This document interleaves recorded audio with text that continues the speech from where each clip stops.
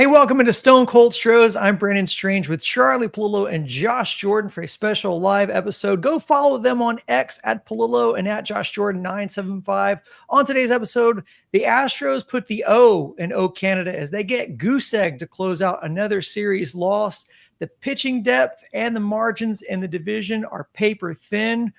Are we witnessing the end of the golden era of Houston baseball? We'll discuss. Before all that, hit like on the video right now. Mash the subscribe button if you want to see more of us in your timeline. Click the bell to be notified when new episodes drop.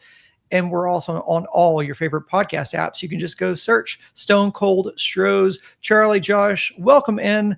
Look, as I compiled notes together for this episode, the series in Toronto really just echoes a lot of the tired talking points we've harped on for weeks. And what's really frustrating is Houston was just a blown save away from taking this series, but to focus in on a blown save is really to miss, I think, the more important headline here, which is game to game, their offense makes the margin for victory just razor thin. What were your takeaways from this series, Charlie? And I guess the state of the team as they enter into this final 15 game stretch of the season? It damn sure feels like slip sliding away. Vintage Paul Simon song. Happy Googling. But they're just one good homestand from probably making the playoffs. As those scoff. A good homestand.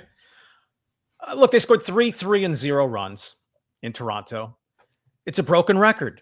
It's a broken offense. It's a bad offense. This is not a recording. Jose Altuve is a freaking abomination. And Joe Espada keeps writing him in the three spot. Oh, let's demote him to the cleanup spot. He continues to just be flailing away in the batter's box. But you know what? Much worse than his current 2 for 33. That's a batting average of 61. Not 261, not 161, 61. Right? The front of this month-long worst everyday player in baseball that Altuve has been. He was 3 for 35. Now he's 2 for 33. But the base running, where he was loafing, dogging, stupid, all of the above, great play by Vladimir Guerrero Jr., only possible because Altuve's trotting. Hey, at least the belated slide almost got him to third base. Altuve continues to not single-handedly do grave damage to this team's playoff hopes. But if we're issuing, triple X goat horns to one player on the roster, at this point, it's Jose Altuve. You don't get lifetime indemnity from criticism for all of the beautiful and glorious things he's done heretofore. Altuve sucks, and he is foremost dragging this team down. But he has plenty of company, pretty much the whole batting order. Jeremy Pena had 3 hits in the game where he returned in Fenway after missing the month with the fractured rib. He's hitting 239 since then. Christian Walker has his surges. Actually, on balance, July and August, he was pretty good. Now he's 7 for his last 44. That's about 170. Jesus Sanchez had that 0 for 27. He goes into Atlanta. Now it's 0 for 13. Hey, not quite halfway to 0 for 27. And his defensive reputation was a little spotty coming here. That guy, instead of an outfielder's glove, looks like he plays with oven mitts half the time. Then you get to the bottom. Don't blame guys like Mauricio Dubon and Taylor Trammell. They're bad offensive players. Always have been, always will be. Carlos Correa, homered the first 2 games of the Toronto series. He's been pretty good the last week. But since his first 9 games when he sizzled upon rejoining the Astros, 28 games since, his OPS is barely 700. And that puts him on the plus side of the curve in this lineup, which is just for hunger. Josh, heading to the Brave series, they're now at 75 times this season, scoring 3 or fewer runs. Last year's offense, which was no juggernaut, other than compared to this one, the entire season, 67 times scored 3 or fewer. The Astros are at 75, and I'm pretty sure 75 and counting. And then what they do in this Toronto series, average 2 runs per game over the 3 games. They just that's not gonna cut it. And the problem is for the season, we've known scoring runs has been a problem. Even when the offense has been in the top 10, they've been kind of middle of the pack in runs scored. Guys, they are 25th in runs scored on the season right now. Now, let me give you a little more context for that. Over the last 30 days, they are dead last in runs. They are 28th in batting average and 28th in OPS. I mean, over the last 30 days, they're basically the worst offense in baseball. It's incredible. They have to get this figured out. And Joe Espada talked after the game, and he just said, we got to get more guys involved in the offense. It can't just be one or two guys getting the hits.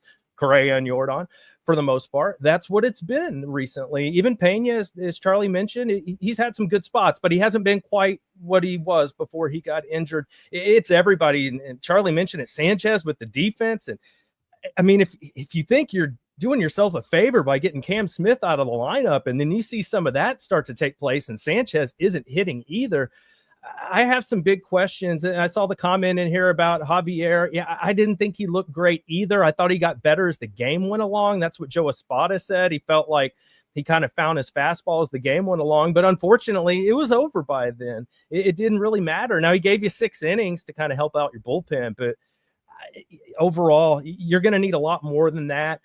I have a lot more to get to, but finally, I do want to mention, I think we do know what the new 5 starting rotation should be, right? Your top 3, Alexander being the 3rd, and then I think it's going to have to be Javier and Blue Ball for 4 and 5. You know, Garcia looks gone, and we know Arrighetti's gone, and we don't trust McCullers. He came in and gave up runs again in relief, so I think you got to give Blue Ball a shot here. Look, more than a 2-month stretch now, they are 24 and 33. Only the Tampa Bay Rays and the Minnesota Twins as bad in the American League. It's been a really lousy team for more than 2 months. They need the tourniquet that the Mariners came up with in Atlanta over the weekend. And the Mariners go home where they've excelled all season, and they're racking up win after win after win, as are the Texas Rangers. I did X out after Gossman, who was just brilliant. I mean, all right, you might say he shut down a lineup of scrubs. Oh, yeah, Jordan's hit over 400 since he's been back, and this is what the offense is. But as the Astros skulked their way through customs back into the country, it had to be with the knowledge, or at least the feeling, that they're a bad team for more than 2 months now. Can they extricate themselves from this to do enough to eke their way into the playoffs, right? They knew boarding a plane, the worst they'd be getting to Atlanta was still tied for first place. Of course, they were 11 games ahead of the Rangers a couple of months ago, 7 games ahead of the Mariners a couple of months ago, and here we are now. Yeah, and look, the problem is Javier was not great, but he gave you 6 innings, and sometimes you have to score more than 4 runs. This team scored 0 runs, so it didn't matter that he gave up 4. He could have given up 1, and that would have been the margin of victory in the finale. You have to be able to score more than 3 runs to win a game, to be a competitive team. Otherwise, you're what this team has been for 2 months. And, you know, look, it's hard to blame any one person because there's just so much blame to go around. Speaking of blame, I've seen a lot of people blaming Dana Brown for the current state of the team in our comments on social media.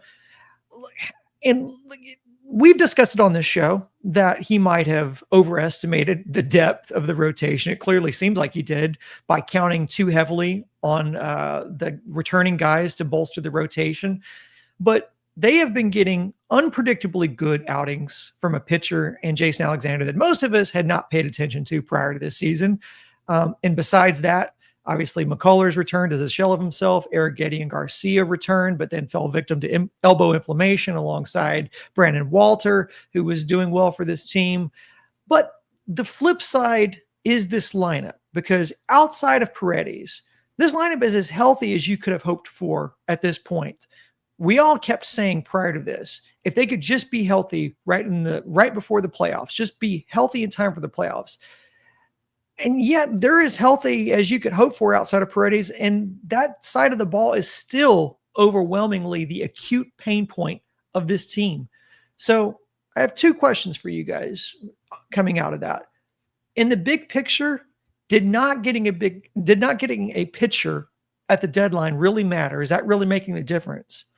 And secondly, how much have the injuries really played a role into this team's downward spiral? Because we've talked about it all season, how, man, just these injuries.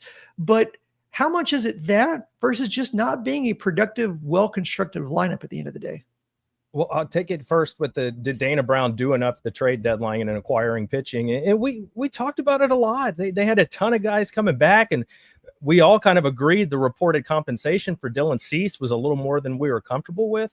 And as I look back at Dylan Cease, 3 of his last 5 starts, he's failed to pitch 5 innings. So, if you were hoping adding him was going to be a guy that could help your bullpen and give you more length than what you already have, not the case when he hadn't gone more than 5 in 3 of his last 5. His ERA, when everybody was kind of talking about, should we go after him? His ERA hasn't been good this year so far. His ERA was at 4.79. Right now it's at 4.71. It's pretty much exactly the same. So I don't see, and you're supposed to have to give up possibly what Matthews and Arrighetti in this deal. These are just reports. We don't know for sure. Well, now we know Arrighetti's on the shelf, but we didn't know that then. So I think it's kind of hard to come at Dana with this. And he pointed out, he did his set this week on the flagship, and he said, these are competitive guys. When they're feeling good and the Meds look good, they want to come back and throw. They want to contribute. They want to throw harder. They want more spin. Like, these are the type of guys you kind of have to back them off a little bit. And maybe they've learned some lessons from this year that maybe you got to protect these guys from themselves a little bit. The big one that we kind of forget about, the Hayden Wesneski thing early in the season, it was so long ago, we forget, but remember, he had the elbow soreness, and then they just pushed him back a few days and then had him come out and start again and blew out his elbow.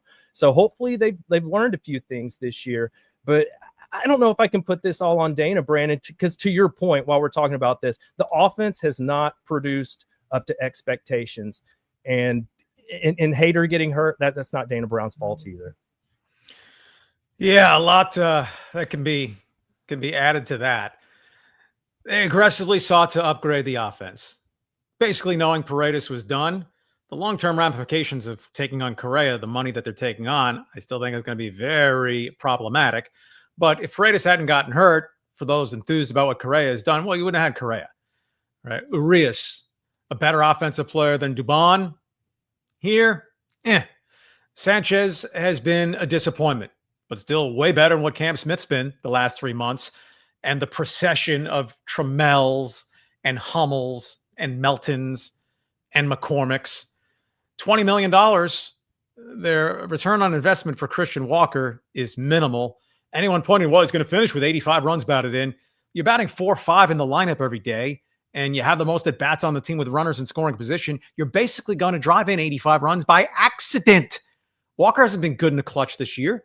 Ditto Altuve, whose stats are even worse than his overall numbers, right? He's barely batting 260 now for the season. Runners in scoring position, Altuve is in the 220s. The 2 guys with the most opportunities to drive in runs have been dumb and dumber, pretty much. On the pitching side, remember, the Astros were trying to negotiate the CBT line. Jim Crane waved, trying to stay below that when the Correa opportunity availed itself.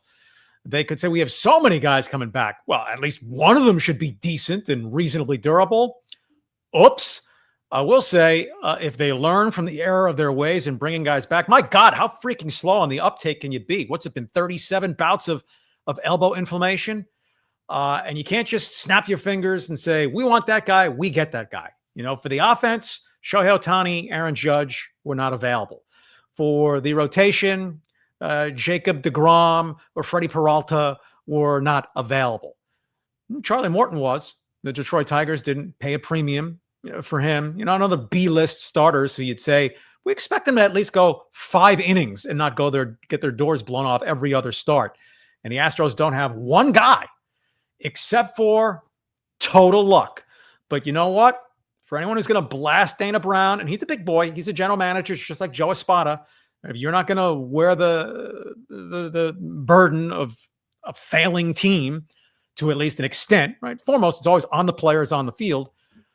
Dana Brown's the guy who claimed Jason Alexander off waivers. 32 years old. The guy had done nothing in the major leagues. And even though I know it feels like the Astros season's circling the drain, it's not yet down the drain. It might well be there if not for Jason Alexander. Astros have won his last 8 starts, and he's pitched darn well in 6 of them. Hey, Dana Brown, again, lucky. Sometimes it's better to be lucky than good. You just add it all up. This has been a bad team for over 2 months, but you're not judged on 2 months. You're judged on 162 games. And if the pass-fail course is ultimately, did you make it to the playoffs for the 9th year in a row? They're still alive. I know to most, it's like, pull the plug. It's a matter of time. Give it through the homestand next week at least. Yeah, that will be super decisive. One of our commenters said what I think, which is basically it is ultimately on the players to perform. You can't necessarily blame hitting coaches or Dana Brown or Espada. I see a lot of people blame Espada, and I just don't know like what lineup order if someone were. We talked about this before we hit record here, but like if someone were raking at the bottom of the lineup that he just refused to move up, that would be one thing. But there's not. No one is raking. No one is justifying being pushed up. Because I guarantee you, Espada would bring them up in the lineup. He would. Like he kept Myers down in the 9 spot one game, and he got a hit, and then projected him up to the 5 spot. So it's not about a matter of like lineup order. I think you're getting as much as you could hope for out of the pitching staff at this point for who's left. But even if they got Charlie Morton, I mean, he would have to pitch a shutout to ensure that he'd get a win. This team can't score. Unless Charlie Morton's going to grab a bat. I just don't know how this team wins. And for the lineup, I mean, it's the sorest of thumbs sticking out because he's the most heralded player in Astros history. Jose Altuve, over the last 28 games, coming home from Canada, 157, OPS 500. Context, I think anyone who even passively follows baseball knows an OPS of 500 is garbage. Martin Maldonado's worst ever season with the Astros, his OPS was 573. Brad Ausmus, another poster boy of, oh my God, he's awful offensively. His worst ever OPS season with the Astros was 593. Altuve, over a month's worth of play now, OPS of 500. And he's been in the top half of the lineup every game he started. I'm not going to say it's a straight up lack of cojones by Espada. This might be more of an organizational decision. But Victor Caratini would be better in the Astros lineup as a designated hitter than Jose Altuve. Yep. Either Dubon or Urias, much better defensively at second base than Altuve if he is giving you less than nothing, except that's not possible. But Altuve is giving nothing to you offensively. I mean, are you going to go to your grave or to the end of the season? Back of the baseball card. He's due. He's due. I'm not totally positive about this because I thought my ears were deceiving me. I happened to be heading home, picking up the start of the Thursday game via DVR. I heard Alex Cintron talking about Altuve swinging the bat well. If he actually said that, he should have been fired before the game actually started. He could not possibly have been that oblivious, so maybe my aging ears, to quote Roger Clemens, misremembered or misheard what he said in the moment. But hitting coaches higher on the organizational flow chart, they're a couple weeks away perhaps from all kinds of decisions to be made from the very, very top, meaning Jim Crane's office, Brandon. Speaking of Cintron, I saw someone on X sharing a blurb from Correa where he was quoted as saying that when he was, I guess, coming over to the team, that Cintron had reached out to him and said some things that he saw in his swing that he could be working on. And Correa said, "Where did you hear that from?" And Cintron said, "Oh, I observed it." He goes, "Well, that's exactly what I'm working on. Those are the things I'm working on." And I guess that was to appeal or maybe in objection to the people who are the Cintron haters, the people who are the Cintron critics who say, "Oh, he's, the hitting coaches are the problem here." But I didn't take it like that. Like Cintron identified something that Correa was already working on. So it's not like he had some epiphany that he gave to Correa that Correa is producing more using. Also, wasn't it Correa that helped Pena get his swing together in the offseason? And that's who he attributes to his big turnaround. Again, not trying to put any blame acutely on Cintron, but I think it's silly to sit here and be an apologist for anyone on this team right now, considering they just don't produce. So while the players are ultimately culpable for their production, there has to be some blame to go around, because otherwise, what are those guys here for? What are their and it's not to say that Cintron doesn't know what he's talking about. I trust Cintron knows more baseball than I've forgotten in my lifetime. That's not an indication of whether he's good at his job or not. But also having the knowledge, but not being able to influence the players to take a different strategy and philosophy at the plate, that is indicative of a person who's not getting their job done. Again, it's hard to put any blame specifically on any person, but I just wanted to point that out. Now, Josh, you talked about, what lessons would they take away from this season? And ultimately, I think the interesting part of that question is, what lessons is Jim Crane taking away from the season? Because he's the one who ultimately the buck stops with him. He's the final decision maker. He decided to open the pocketbook up, to go blow through the tax, to be able to get the help this team needed on offense in this lineup, which ultimately has not worked out. But they have a lot more problems than just that. I mean, obviously, we talked about the pitching coaches. They have drawn the ire of fans all season, fairly or unfairly, but the results are glaring, as are the sad state of the team's ability to keep and get guys healthy on the team.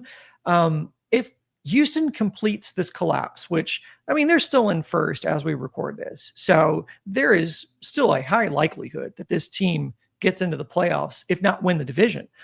But if they do complete this collapse and either get bounced early or miss the playoffs entirely, what's the likelihood we're going to see deep wholesale changes internally at the end of the season?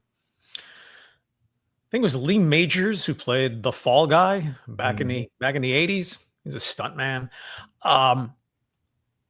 Jim Crane's going to roll a couple of heads if it ultimately came to that. If for no other reason, they'd have a big marketing problem going into 2026. If they went from American League Championship Series 2023, losing all 4 home games, the Texas Rangers, who then go win the World Series. 2024, okay, you win another division title and get dusted in 2 by the Detroit Tigers. 2025, you don't even make it and you blow it. I'm not going to say choke, because are you choking if you're just not that good? Astros attendance was down 200,000 last year from 2023. It's going to be down another 100,000 plus this year from 2024. If you're not making some notable change with your front-facing personnel, what are you going to sell? Hey, Altuve's only 704 hits away from 3,000. Come count down with us as he makes $100 million over the next 4 years of his contract. Remember, their payroll, they have issues. Unless Jim Crane reaches a comfort zone, which I'm not saying he owes this to anybody, but his heirs will be okay if he decides we can afford $10 million in tax next year, right? They'd be a third-time repeater, 50% penalty on anything over the tax threshold. Right? They're going to be relatively close, within 15 million or so of the first tax threshold next year, not even counting Framber Valdez or some hopeful reasonable facsimile who you're not going to get for $1.98 to join a rotation, which for 2026 at this point is Hunter Brown and So, yeah, if they miss the playoffs, there will be fall guys, plural, scapegoats, whatever you want to call them. Whether either would be the manager or the general manager, or who would be in more trouble, I don't know. Josh, you care to hazard a guess? I mean, we're talking about Jim Crane here. Like, what would he do should they miss the playoffs? I mean, I get the point, because if I'm the guy who won the World Series, yeah, and I'm like, I gave you what you wanted. I went and got you Correa back. I went and got you that left-handed hitter you need. You could say it's a Dana Brown, but it's Jim Crane's team, right? You get my point. It's like, I allowed all these resources. I opened up the checkbook, made a big commitment to Correa, it looks like, for another 3 years. Paredes is still on the roster. Pena's still on the roster. Jim Crane knowing, like, yeah, we kind of have some roster movement to do in the offseason. I don't know if we can keep all these guys, but it was worth it to go in for this season. Part of me wonders, based on what Charlie just said, with what their salary looks like next year, I wonder if they did all their shopping for 2026 at the trade deadline this year when they got Correa. I'm starting to wonder that. I'm wondering if it's going to just be like patchwork guys behind Hunter Brown. We all expect them to let Framber walk, but the problem is so many of these guys are coming back from Tommy John surgery that are hurt this year. How can you count on any of them for 2026? Yeah, I agree with that. Final thoughts before we're out the door? It said the sky is darkest before the dawn. Some sayings are just stupid. Look, it feels like the Astros are bottoming out. toward flaming out entirely, but I will stick to things can change for no apparent reason. Atlanta Braves are playing out the string. So, of course, the Astros in the Friday night opener get to face a guy whose ERA is 133 since being called up a month and a half ago. Hey, they won't face Chris Sale in the Brave series. Hunter Brown should go in the game Friday night. Apparently, they were dickering between Hunter Brown and Framber Valdez. By not having Brown go Thursday in Toronto, that eliminated the possibility of Brown pitching against both the Rangers and the Mariners, unless they were to bring him back on 3 days rest in the Seattle series, which would be a complete and stupid act of desperation. So Hunter Brown Friday, then do you have him come back Wednesday against the Rangers, or do you want to hold him Friday for the Mariners? Well, the Astros might be fighting for their lives against the Rangers just as much as they are against the Mariners. The Rangers are at the Mets this weekend, talking about teams fading toward missing the playoffs completely. Yep. The Mariners, meanwhile, are at home, 4-game series with the Angels. Then they go to fading Kansas City before coming to Daikin Park next weekend. If the Astros avoid getting swept in Atlanta, I know that's not, charge of the light brigade stuff, win 1 out of 3. They take 2 out of 3 from the Rangers, 2 out of 3 from the Mariners. Then they'll be in, they're still probably going to make the playoffs position before a very perilous, watching this team on the road, final trip to Sacramento, 3 with the A's, and then 3 in Anaheim with the Angels. Charlie mentioned Caratini earlier, and I think with Joe Espada in the lineup, you got to play the guys that they're hitting the best right now. And as I look at it, this is a pretty good sample size. Last 30 days, you only have 4 guys that are hitting 267 or above. 2 of them are catchers for your team, and Yainer and Caratini. The other one's Correa, and you guessed it, Yordan. But if you're not a big batting average guy, you only have technically 3, but 4 guys with an OPS over 700 with Diaz, Correa, Walker, and I'm throwing Yordan in, but he hasn't played the full 30 days. But you get my point. So as OPS, batting average, they only have a few guys that are even just decent options right now. Joe Espada's right. The other guys in the lineup have to pick it up. I'm not saying Taylor Trammell like Charlie is, but like Jesus Sanchez, play better. Christian Walker, play better. These are the guys that need to get it going. And even Dubon, at least he's good for like a little hot streak every now and then. And I know Altuve is the elephant in the room, but I think we all think he'll eventually come around. And that's why I'm with Charlie here. I don't think this is the end of it. They've been playing this bad for a while. They could easily turn it around and start playing well for a streak too. So I think we just have to be patient and see what happens in Atlanta. Yeah, I agree with that. And first, while there's a lot of blame to go around and we've covered much of it here, one group not to blame is our viewers. Thank you so much for hanging with us and continuing to view these videos and consume our episodes even while the team has been spiraling. Do us a solid while you're here. Hit like on the video to show your support. Hit like and subscribe to the channel if you haven't already. Look, last episode, I'm going to dovetail off of what you said, Josh, which is last episode, I cautioned against panic. But there is a difference between panic and accepting reality. And the reality is this team, even when they were winning at a higher clip, were not a great offensive team. And it shouldn't surprise anyone if this team had one final push in them and recaptured the magic of old, considering we talk about the culture of winning on this team. But to accept reality is to own that this team seemingly doesn't have the pitching depth to win in the same style that they did in the first half of the season. The window isn't closed yet, but series by series looks heavier with more downward trajectory with each runner left on base and scoring position. And given what we've seen to this point and whatever the results are down the final stretch, Houston could face its most unpredictable offseason in years. So one last reminder before out the door, like I said, if you're watching on YouTube, be sure to hit like on the video. And if you listen on podcasts on apps like Apple or Spotify, give us a 5-star rating while you're here. For Charlie and Josh, I'm Brendan saying so long. Thanks for listening. Have a great weekend and go Astros.